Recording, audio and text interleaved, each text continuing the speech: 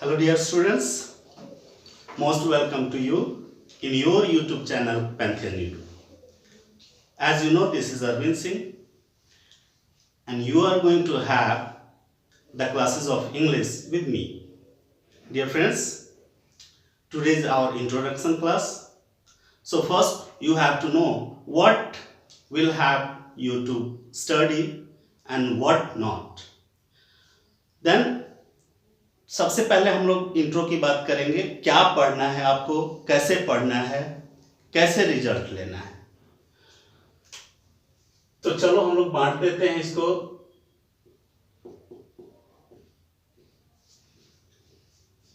हम लोगों से जो एग्जाम्स में पूछे जाते हैं क्वेश्चंस, वो मेनली कुछ टॉपिक्स हैं, वो मैं लिख देता हूं।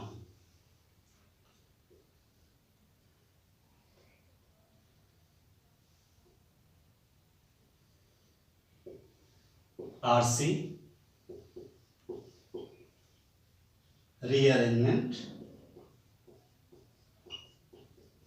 close test, fillers, improvement and errors. These 6 types of questions are asked. वो चाहे बैंक हो या एसएससी हो, इसी को मॉडिफाई करके और हम लोग बोलते हैं कि पैटर्न चेंज हो गया, लेकिन मेन यही है। तो चलो इसको डिस्कस करते हैं। आरसी एज यू नो, इसको हम लोग रीडिंग कम्प्रीहेंशन बोलते हैं। पहले हम लोग इसको पैसेज के नाम से जानते थे। इसका नाम रीडिंग कम्प्रीहेंशन इसलिए हुआ क्योंकि पहले जो हम लोग पैसेज सॉल्व करते थे उसमें टाइम का कोई बाउंडेशन नहीं था, लेकिन यहाँ पे हम लोग को बहुत मिनिमम टाइम लेके और एक आरसी को सॉल्व करना है, इसलिए इसका नाम हो गया रीडिंग कम्प्रीहेंशन। दूसरा है रीअरेंजमेंट। ये एसएससी में दोनों में बटे हुए हैं। बैंक में ABCDEF करके 6 पॉइंट्स आते हैं, इसको हम लोग को शुरू से लास्ट तक अरेंज करना है।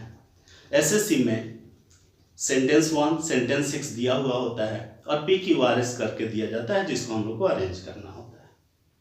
क्लोज टेस्ट, ये लगभग दोनों के सेम होते हैं, थोड़ा सा लेवल ऊपर नीचे होता है बैंक या एसएससी का। फिलर्स, वही जो फिल इन द ब्लैंक्स जो आप लोग बनाते थे।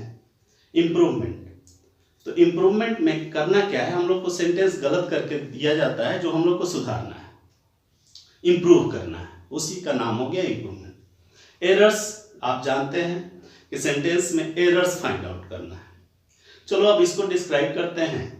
इम्प्रूवमेंट और एरर्स डिपेंड करता है ग्रामर पे। क्लोज टेस्ट फिलर्स, ऐसा नहीं है कि इसमें ग्रामर का पार्ट नहीं होता है, इसमें भी प्लस वो कैप।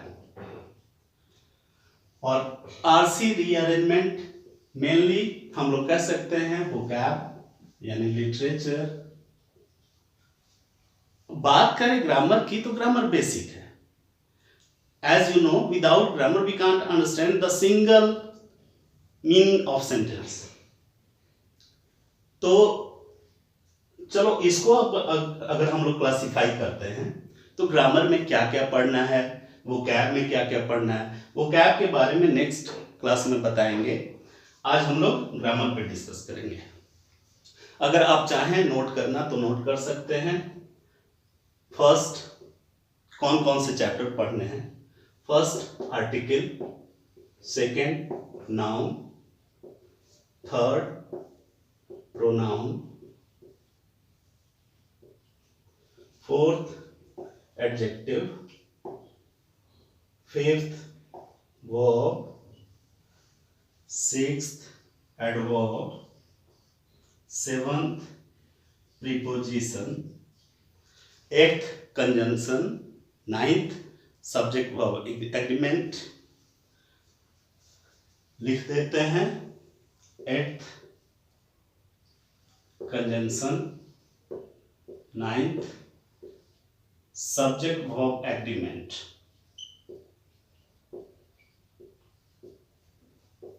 टेंथ, अब बात करें टेंस। तो फ्रेंड्स, ये 10 चैप्टर्स हम लोग को बैंक के लिए बहुत जरूरी है। ऐसे पढ़ना तो और भी है, जब तक सिलेक्शन ना हो तब तक पढ़ना है, लेकिन ये दो चैप्टर स्पेशली एसएससी के लिए स्पेशल माने जाते हैं, नरेशन एंड वॉइस। तो ये 12 चैप्टर्स हम लोग को पढ़ने हैं, लेकिन इन सब को शुरू करने के पहले जानना जरूरी है कि सेंटेंस क्या होता है। तो हम लोग का फर्स्ट जो वीडियो आएगा आज के बाद, जो फर्स्ट क्लास होगा वो सेंटेंस कितने होते हैं, किस टाइप के होते हैं, उसके बाद हम लोग एक एक करके सबको देखेंगे। लेकिन अब आपसे पूछें कि ये तो आप लोग को सुन के थोड़ा सा और लग रहा होगा कि अरे यार ये तो बचपन से पढ़ते आ रहे हैं, क्या जरूरत है फिर से पढ़ने की।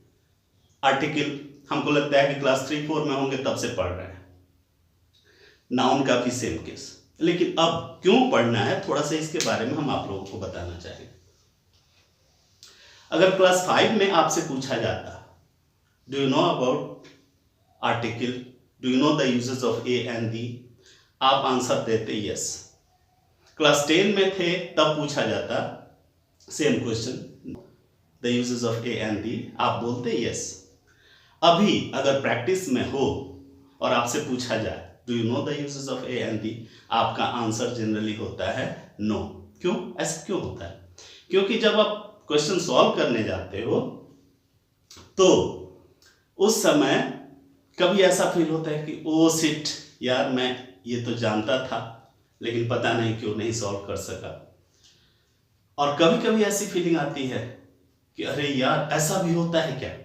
तो चलो हम छोटे से टॉपिक से कुछ क्वेश्चंस पूछ रहे हैं, अगर आप जानते हो तो जरूर बताना कि can we use a and before proper noun.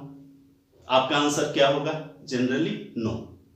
लेकिन कॉम्पिटिटिव एग्जाम्स में हम लोग को पढ़ना होता है yes we can. There are 2 conditions. First, when it is unknown. जैसे इसका एग्जांपल समझाते हैं, हिंदी से ज्यादा समझ में आएगा। अगर कोई मोहन नाम का आदमी है और मैं आपसे बोल रहा हूं कि मोहन आपसे मिलने आ रहा है, और दूसरा सेंटेंस कोई मोहन आपसे मिलने आ रहा है, तो जब मैं बोलूंगा मोहन आपसे मिलने आ रहा है तो बोलूंगा Mohan is coming to see you. और जब हमको बोलना होगा कोई मोहन आपसे मिलने आ रहा है तो मुझे बोलना होगा a Mohan is coming to see you. दूसरा एग्जांपल देते हैं। एक क्या हुआ याद रखना, व्हेन इट इज अननोन। दूसरा क्या हुआ, for the sense of negative comparison. कैसे? हम लोग पॉजिटिव कंपेयर करते हैं तो द का यूज करते हैं। जैसे आप लोगों ने सुना होगा Kalidas was the Shakespeare of India. अगर हमको बोलना हो कि रोहन इस बैच का सलमान खान है तो मैं बोलूंगा Rohan is the Salman Khan of this batch. लेकिन अगर हमको बोलना हो कि रोहन इस बैच का सलमान खान नहीं है तो मैं क्या बोलूं? तो मुझे बोलना होगा Rohan is not a Salman Khan of this batch. कैसे? अब आप बोलेंगे कि हम लोग निगेटिव कंपैरिजन कब करते हैं, तो बेशक करते हैं। चलो देखते हैं कैसे होता है कि जब हम लोग को करना हो निगेटिव कंपैरिजन। एक आप लोग के लायक एग्जांपल लेते हैं कि जैसे मान लो वैलेंटाइन वीक चल रहा हो, प्रपोजल डे हो, कोई लड़का गया किसी लड़की को प्रपोज करने और लड़की बोलती है sorry I am already engaged. तो लड़का उस समय क्या बोलता है, जाओ जाओ, तुमको ये ऐश्वर्या राय नहीं हो कि तुम्हारे बिना मैं मर जाऊंगा। या सेम कोई लड़की गई किसी लड़के को प्रपोज करने और लड़के ने मना कर दिया, तो लड़की भी यही बोलेगी कि तुम अपने आप को रणवीर सिंह समझते हो क्या कि तुम्हारे पीछे पीछे आऊंगी। तो ये हुआ निगेटिव कंपैरिजन। ऐसे केस में हम लोग ए एन का यूज करते हैं। जैसे you are not a Dara Singh that you will win the fight. Hope so आप लोग को ये क्लियर हुआ होगा। दूसरा कंडीशन रखते हैं। एक सिंपल सा क्वेश्चन हम आपसे पूछे कि क्या आप ट्रांसलेट कर सकते हैं राम एक लड़का है, क्या होगा ट्रांसलेशन? यस, एकदम सही है आपका answer, Ram is a boy. Ram एक लड़का है, राम इज अ बॉय। लेकिन अगर मैं पूछूं राम लड़का है तो आप क्या बोलेंगे? हो गया ना कंफ्यूजन कि क्या बोले, राम इज बॉय बोले कि राम इज अ बॉय बोले कि राम इज द बॉय बोले।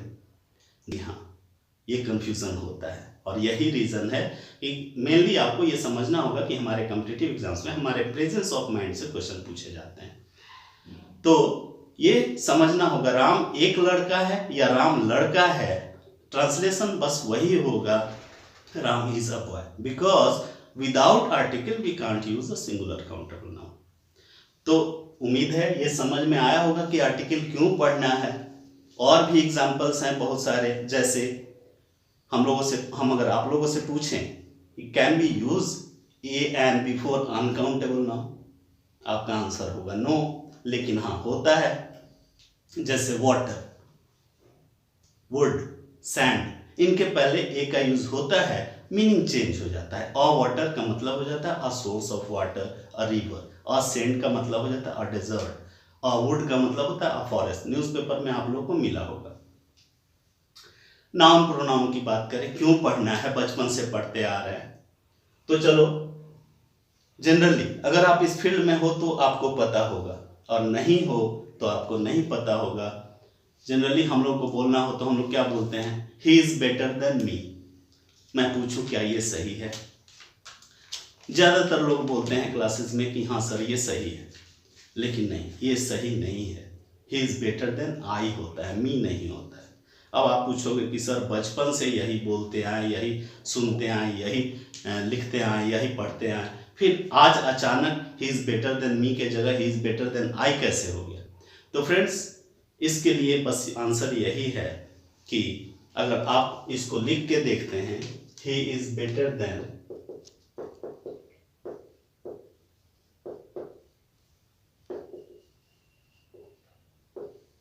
मी, तो देखो फ्रेंड्स यहां कंपेयर किया गया है। दो लोगों को हम लोग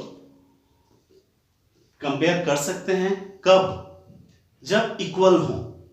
तो जैसे ही सब्जेक्ट है, मी ऑब्जेक्ट है, तो हम ऑब्जेक्ट को सब्जेक्ट से कैसे कंपेयर कर सकते हैं? यही रीजन है कि यहां मी गलत होता है, आई सही होता है। तो ऐसे करके बहुत सारे क्वेश्चंस जो आप लोगों से पूछे जाते हैं वो आपके प्रेजेंस ऑफ माइंड से पूछे जाते हैं, कंसेप्चुअल क्वेश्चन पूछे जाते हैं। ग्रामर पढ़ना जरूरी है क्योंकि बेस है, लेकिन आपको अपना प्रेजेंस ऑफ माइंड भी यूज करना बहुत जरूरी है।